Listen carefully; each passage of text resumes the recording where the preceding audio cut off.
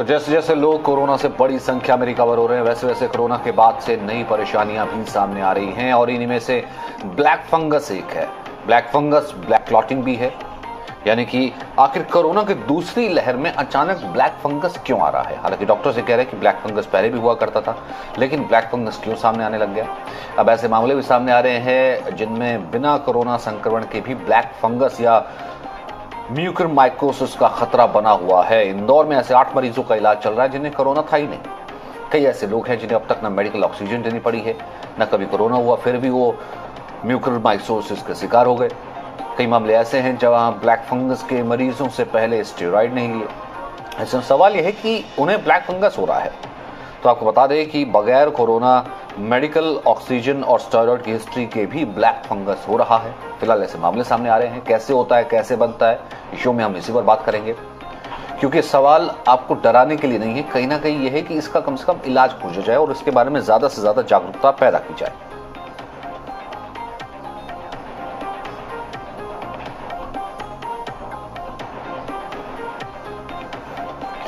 दरअसल black fungus ने डराया। खतरा सबसे ज्यादा किससे है? एक तो जिनकी रोग प्रतिरोधक क्षमता कम है, इम्यूनिटी कम है, उन्हें सबसे ज्यादा खतरा है, इसलिए इम्यूनिटी मजबूत होनी चाहिए। खतरा किनको है? जिनको डायबिटीज है, हैवी डायबिटीज है, उनको बहुत ज्यादा खतरा है। अब ब्लड शुगर लेवल ठीक हो, ये भी इस वक्त जरूरी है, ये भी करना चाहिए। अब खतरा किन्हें है कि दूसरी गंभीर बीमारी जिन्हें ऑलरेडी पहले से किसी गंभीर बीमारियां हैं, उनको ये खतरा है। भाई किन्हें खतरा नहीं है? शरीर और मन जिनका स्वस्थ है, उन्हें यह खतरा नहीं।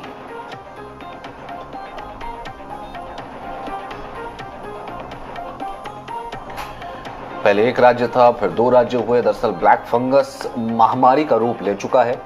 14 राज्यों में ब्लैक फंगस को महामारी घोषित कर दिया गया है।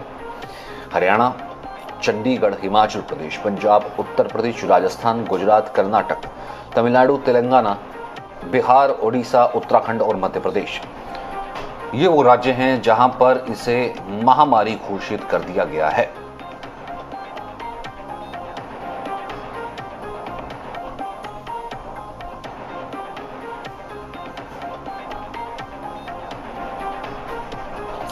तो ब्लैक फंगस कहां का महामारी है? जैसे कि हमने पहले भी जिक्र किया कि 14 दरअसल राज्य हैं जहां ब्लैक फंगस को महामारी घोषित कर दिया गया है। हरियाणा है, चंडीगढ़ है, हिमाचल प्रदेश है, पंजाब है, उत्तर प्रदेश है, राजस्थान, गुजरात, कर्नाटक, तमिलनाडु, तेलंगाना, बिहार, उड़ीसा, उत्तराखंड और मध्य प्रदेश में पहले से ही इसे महामारी घोषित कर दिया गया। 14 राज्य हैं जिन पर ब्लैक फंगस का खतरा महामारी की तरह मंडरा रहा है।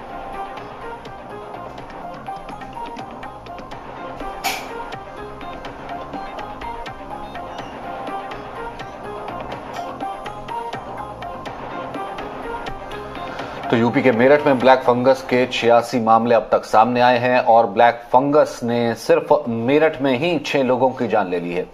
हमने मेरठ के सीएमओ से इस बारे में बात की, क्या कहना उनका, सुनते हैं। मेरठ के अंदर ब्लैक फंगस के कुल 86 पेशेंट्स आए हैं और 6 लोग उसमें से एक्सपायर हो चुके हैं। मेडिकल कॉलेज के अंदर एक अलग वार्ड बना दिया गया है जहाँ पे इन मरीजों को रखा जा रहा है और इनका इलाज हो रहा है। लोगों को बस ध्यान रखना है, मास्क जो लगाएं वो रोज़ बदलें। उसके अंदर जो धो के मास्क लगाते हैं उसको धूप में सुखाएं, गीला मास्क ना लगाएं। उससे भी लोग अपनी डायबिटीज़ कंट्रोल रखें।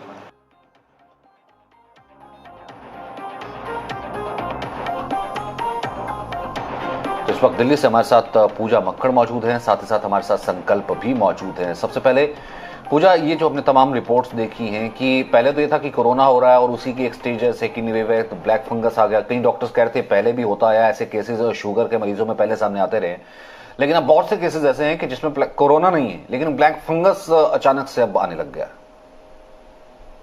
बिल्कुल, देखिए सचिन, एक चीज और निकल के सामने आ रही है। अभी तक ये माना जा रहा था कि जिन लोगों को अनकंट्रोल डायबिटीज है या फिर उनको स्टेरॉइड जरूरत से ज्यादा और समय से पहले दे दिए गए हैं, उनमें ब्लैक फंगस के मामले शुरुआत में देखने में आए। लेकिन जैसे जैसे राज्य दर राज्य केसेस बढ़े हैं, उसके बाद एक थ्योरी ये भी सामने आ रही है और उसकी संभावना बहुत प्रबल हो गई है। वो ये है कि बहुत सारे ऐसे मरीज जिनको कोरोना होने का पता नहीं है, यानी कि वो एसिम्प्टोमेटिक मरीज हैं, और उनको अगर कोई ऐसी ब्लड थिनर्स या एंटीकोएगुलेंट जो कि शरीर में में ब्लड की क्लॉटिंग होने से रोकती हैं, अगर वो दवाएं नहीं दी गई हैं तो बहुत मुमकिन है कि शरीर के किसी भी हिस्से में आपको ब्लड क्लॉट हो जाए। अगर वो ब्लड क्लॉट हो जाता है, बहुत समय तक वो अनडिटेक्टेड रहता है, यानी वो पहचान में नहीं आता, तो वो खून जम के काला हो जाता है और फिर एक वक्त के बाद उस पर फंगस जमने लगती है, जिसे हम म्यूकरमाइकोसिस या आसान भाषा में ब्लैक फंगस कह रहे हैं।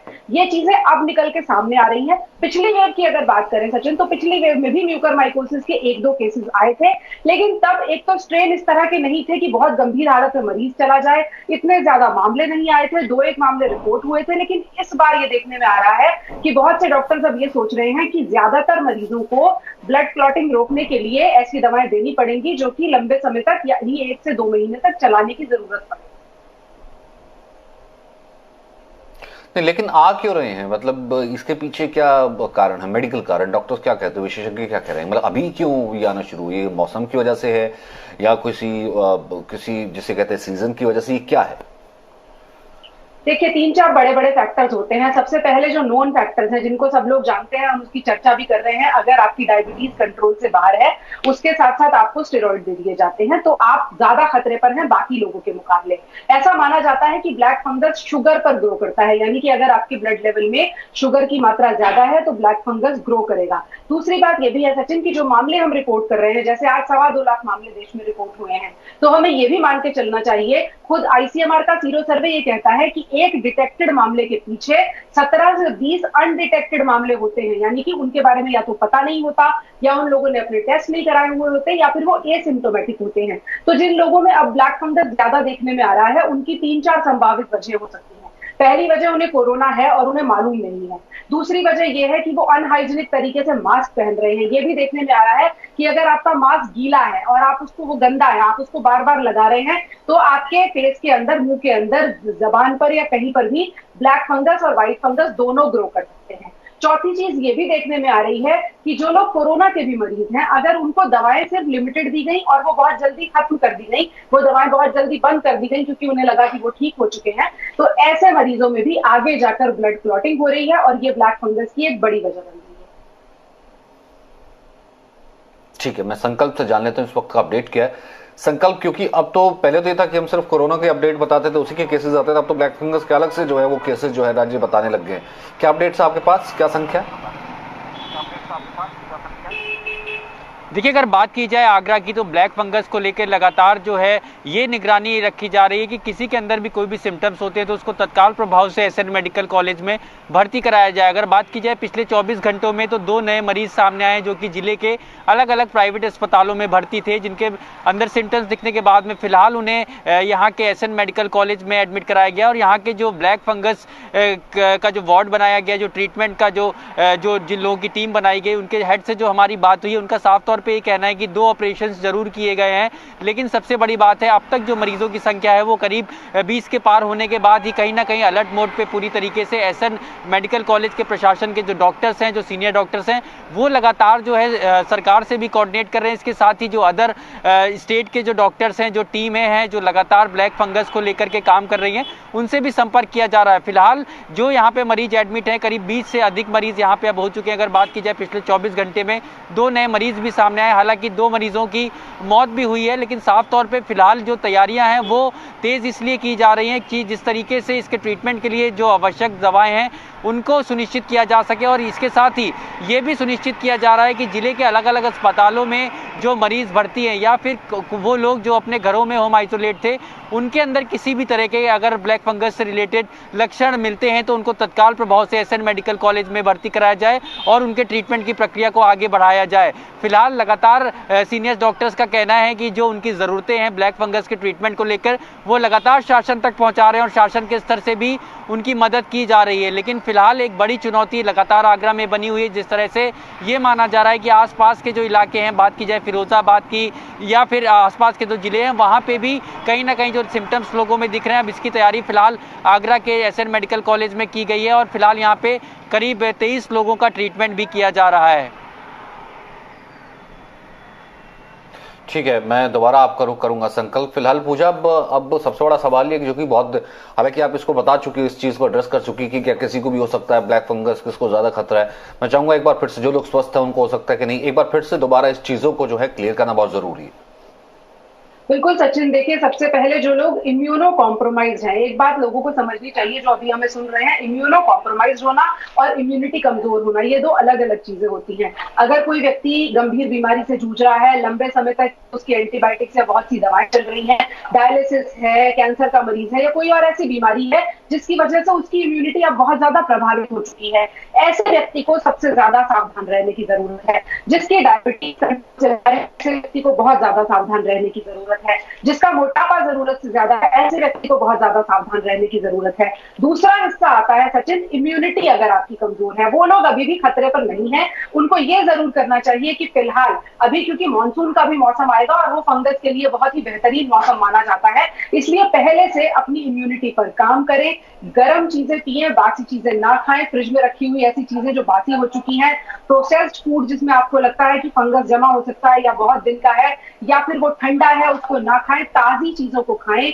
गर्म पानी के गरारे इसमें हेल्प करते हैं। ओरल हाइजीन बहुत इंपॉर्टेंट है सचिन, लोगों को इस बात का ध्यान रखना चाहिए कि ओरल हाइजीन मेंटेन करके रखें, सुबह और रात को ब्रश करें और काढ़ा इस वक्त भी मदद करेगा। अब तो मौसम उत्तर भारत में भी ठंडा है, दिल्ली में भी ठंडा है, काढ़ा वापस पिया जा सकता है। ये सारी चीजें मदद करेंगी, लेकिन सबसे पहले अपनी डायबिटीज को कंट्रोल करें अगर आप डायबिटीज के मरीज हैं। और इम्यूनिटी बढ़ाने के जो तरीके हम बता रहे हैं, विटामिन सी और जिंक लोग लगातार ले रहे हैं, ये हमेशा लॉन्ग टर्म में फायदा देते हैं। ऐसा नहीं है कि लोग आज खाने लगेंगे और एक हफ्ते बाद ये कहेंगे कि हमारी इम्यूनिटी बेहतर हो गई। इम्यूनिटी का कोई पैमाना ही नहीं होता, इसको आपको अपनी जीवन शैली में ढालना पड़ेगा।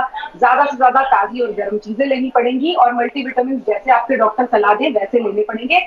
लेकिन मल्टीविटामिन भी 1 साल तक अगर आप लगातार ले रहे हैं तो डॉक्टर से जरूर पूछें। 3 से 4 महीने के बाद आमतौर पर मल्टीविटामिन में गैप देना जरूरी होता है। 15 दिन के लिए बीच में छोड़ने पड़ते हैं मल्टीविटामिन भी, तभी आपकी बॉडी मल्टीविटामिन के साथ एडजस्ट कर पाती है। तो जो लोग अभी vitamin D, vitamin C, iron, zinc ये सब ले रहे हैं, वो अपने डॉक्टर से जरूर पूछें कि भाई मैं 1 साल से ले रहा हूँ, क्या आप मुझे ब्रेक लगानी है कुछ।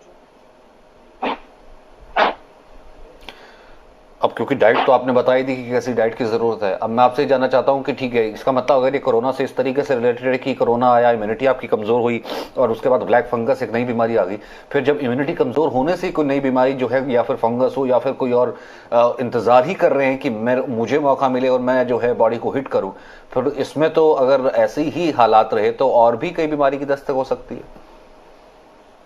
हो सकती है सचिन, जैसे अब ब्लड क्लॉटिंग की वजह से ब्लैक फंगस के मामले सामने आ रहे हैं। दिल्ली के गंगाराम अस्पताल में जब इंटेस्टाइन में, स्मॉल इंटेस्टाइन में ब्लैक फंगस पाया गया, वहां हाइजीन का ख्याल रखना इंसान का कर्तव्य नहीं होता, इनडायरेक्टली जरूर होता है, लेकिन वहां पर यह देखा गया कि ब्लड क्लॉट जमा हो गया था जो लंबे वक्त तक अनडिटेक्टेड रहा। ये तो वो मरीज थे जो रिकवर होकर अपने घर भी चले गए थे। इसके बाद ही डॉक्टर्स ने इस पॉसिबिलिटी को खंगाला कि कहीं ऐसा तो नहीं है कि कोरोना के साइड इफेक्ट की वजह से ब्लड क्लॉटिंग हो रही है। तो एक और सलाह है उन लोगों के लिए जिनकी उम्र 40-45 के ऊपर है, वो कोरोना से रिकवर हुए हैं, कोई छोटे से भी अगर लक्षण आए हैं तो अपने डॉक्टर के पास जाएं, उन्हें बताएं। अगर बुखार आता है, कुछ वक्त आता रहता है 10-15 दिन तक, हल्के फुल्के बुखार से ज्यादा परेशान होने की जरूरत नहीं होती। 99 के करीब अगर आपका बुखार दिखा रहा है तो दिक्कत नहीं है, लेकिन अगर आपको कोई भी दिक्कत बार बार हो रही है, चेस्ट कंजेशन नहीं गया है, आपको छाती में दर्द हो रहा है, बुखार जरूरत से ज्यादा आ रहा है, दवाई लेने पर भी ठीक नहीं हो रहा है, और अगर आप दिल की बीमारी के खतरे पर हैं, यानी कि आपका मोटापा ज्यादा है, आपको डायबिटीज है या आप पहले से हार्ट पेशेंट हैं,